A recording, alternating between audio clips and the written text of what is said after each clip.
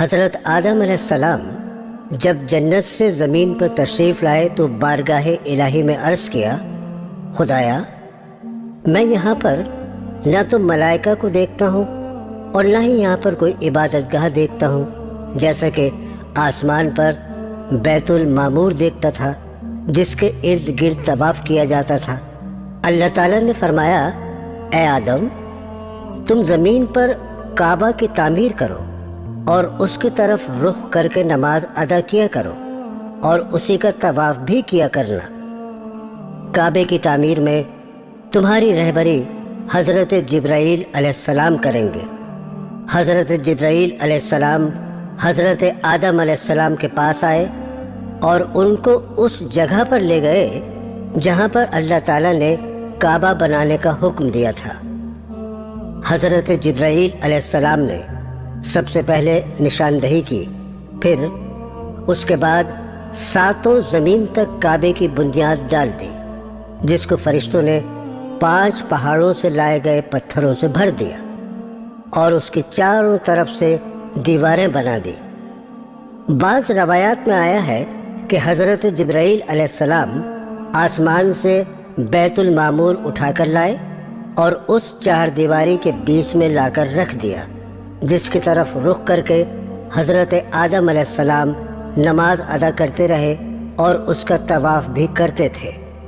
حضرت نوح علیہ السلام کے وقت جب طوفان آیا تھا تو اللہ تعالیٰ کے حکم سے بیت المعمور کو اٹھا کر حضرت جبرائیل علیہ السلام آسمان پر واپس لے گئے اور کعبے کی جگہ اونچے ٹیلوں میں بدل گئی، لیکن پھر بھی لوگ یہاں پر برابر برکت کے لیے آتے تھے اور آ کر دعا مانگتے تھے۔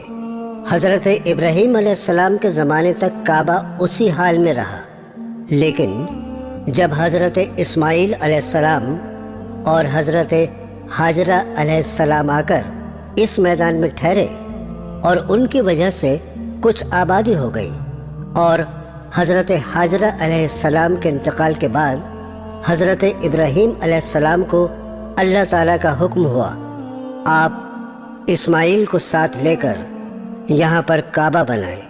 اس کی نشاندہی اس طرح کرائی گئی۔ اللہ تعالیٰ نے فرمایا، میں ایک بادل کا ٹکڑا بھیج رہا ہوں، اس کے سائے کو دیکھ کر ایک خاکہ بناؤ اور اس کی حد بندی کر دو۔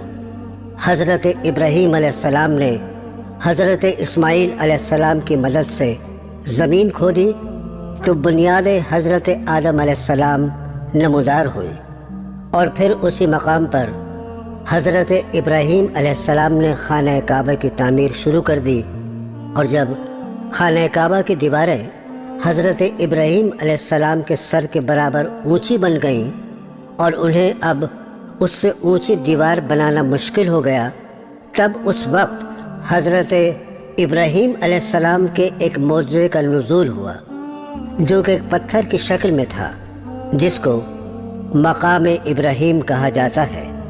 یہ ایک مقدس پتھر ہے جو کہ خانہ کعبہ سے چند فاصلے پر رکھا ہے۔ یہ وہ پتھر ہے کہ جب حضرت ابراہیم علیہ السلام خانہ کعبہ کی تعمیر فرما رہے تھے اور اس کی دیواریں ان کے سر سے اونچی ہو گئی تھیں، تب انہوں نے اس پتھر پر کھڑے ہو کر خانہ کعبہ کی تعمیر شروع کر دی۔ اس پتھر کی خاص بات یہ تھی کہ یہ خود بخود ہوا میں اوپر اٹھ جاتا تھا، اور حضرت ابراہیم علیہ السلام بڑے آرام سے کعبے کی تعمیر فرما رہے تھے، اور یہ پتھر موم کی طرح ملائم تھا۔ اس پتھر پر حضرت ابراہیم علیہ السلام کے پیروں کے نشان بن گئے تھے۔ آپ کے مقدس قدموں کے نشان سے اس پتھر میں 4 چاند لگ گئے کہ اللہ تبارک و تعالیٰ نے قرآن کریم کی سورہ آل عمران کی آیت نمبر 96 اور 97 میں فرمایا ہے کہ خانہ کعبہ میں اللہ کی بہت سی نشانیاں ہیں، یعنی کہ خانہ کعبہ میں خدا کی بہت سی روشن اور کھلی ہوئی نشانیوں میں سے ایک بڑی نشانی مقام ابراہیم ہے۔ اور دوسری جگہ اللہ تبارک و تعالیٰ سورہ بقرہ میں فرماتا ہے، اس پتھر کی عظمت کا اعلان کرتے ہوئے ابراہیم کے کھڑے ہونے کی جگہ کو نماز کا مقام بناؤ۔ 4000 برس طویل عرصے سے اس بابرکت پتھر پر حضرت ابراہیم علیہ السلام کے مبارک قدموں کے نشان موجود ہیں، جو بلا شبہ حضرت ابراہیم علیہ السلام کا ایک بہت بڑا معجزہ ہے۔ یقیناً یہ پتھر اللہ تعالیٰ کی کھلی ہوئی نشانیوں میں سے ایک بہت بڑی نشانی ہے۔ پہلے خانہ کعبہ کے 2 دروازے تھے، ایک دروازہ اندر جانے کے لیے تھا تو دوسرا دروازہ لوگوں کے باہر نکلنے کے لیے تھا۔ خانہ کعبہ حضرت ابراہیم علیہ السلام نے 5 پہاڑوں سے لائے گئے پتھروں سے حضرت اسماعیل علیہ السلام کی مدد سے تیار کیا تھا۔ حضرت جبرائیل علیہ السلام کوہ لبنان، کوہ ہرا، کوہ قبیس، کوہ صفا اور کوہ مروہ سے پتھر لاتے تھے اور یہ دونوں خانہ کعبہ کی عمارت تیار کرتے تھے۔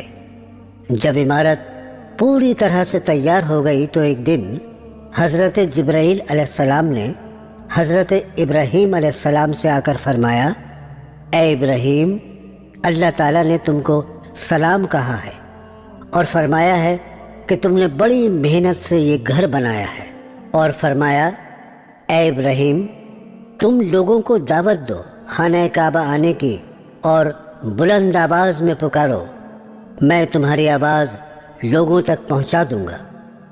حضرت ابراہیم علیہ السلام نے ایک اونچی پہاڑی پر چڑھ کر بلند آواز میں کہا کہ اے لوگو، تم پر اللہ تعالیٰ نے حج فرض کیا ہے، اس لیے تم کو خانہ کعبہ آنا ضروری ہے۔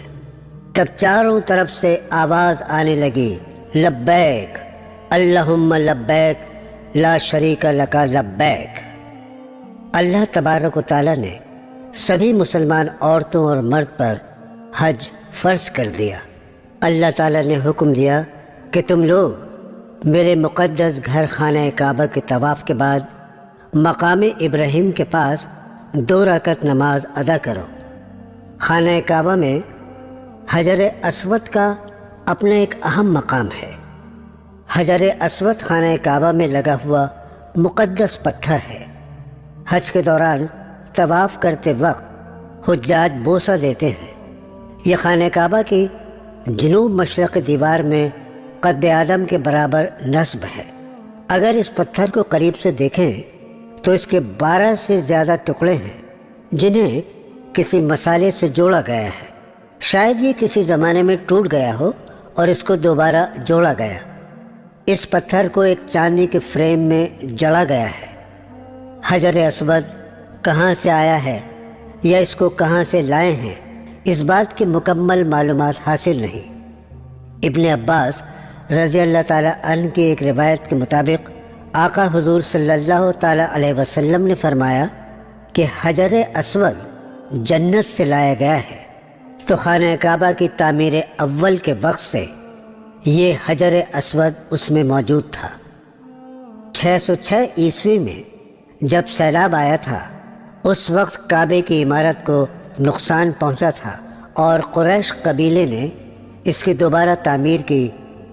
جب دیوار قد آدم تک پہنچ گئی تب حجر اسود رکھنے کا مسئلہ درپیش آیا تو قبائل میں جھگڑا ہوا۔ ہر قبیلے کی خواہش تھی کہ یہ سعادت اسے ہی نصیب ہو۔ نبی کریم حضرت محمد صلی اللہ تعالیٰ علیہ وسلم نے اس قصے کو طے کرنے کے لیے یہ طریقہ اختیار کیا کہ حجر اسود کو ایک چادر میں رکھا اور تمام سرداران قبائل سے کہا کہ وہ چادر کے کونے کو پکڑ کر اٹھائیں۔ چنانچہ سب نے مل کر چادر کو اٹھایا اور جب چادر اس مقام پر پہنچی جہاں حجر اسود کو رکھا جانا تھا تو آپ صلی اللہ تعالیٰ علیہ وسلم نے اپنے مبارک ہاتھوں سے اسے دیوار کعبہ میں نصب کر دیا۔ حضرت عبداللہ بن زبیر کے دور میں کعبہ میں آگ لگ گئی تھی، جس سے حجر اسود کے 3 بڑے ٹکڑے اور کچھ چھوٹے چھوٹے ٹکڑے ہو گئے تھے، جنہیں عبداللہ بن زبیر نے چاندی میں منڈوا دیا تھا۔ رکن یمانی اور حجر اسود کے درمیان کی دعا: اے اللہ، میں آپ سے معافی اور دنیا و آخرت کا سوال کرتا ہوں۔ اے رب، ہمیں دنیا اور آخرت کی خوبی عطا فرما اور عذاب دوزخ سے بچا۔ رکن یمانی کے بارے میں ارشاد فرمایا گیا ہے کہ 70 فرشتے مقرر ہوتے ہیں۔ جو شخص یہ دعا مانگتا ہے تو فرشتے آمین کہتے ہیں۔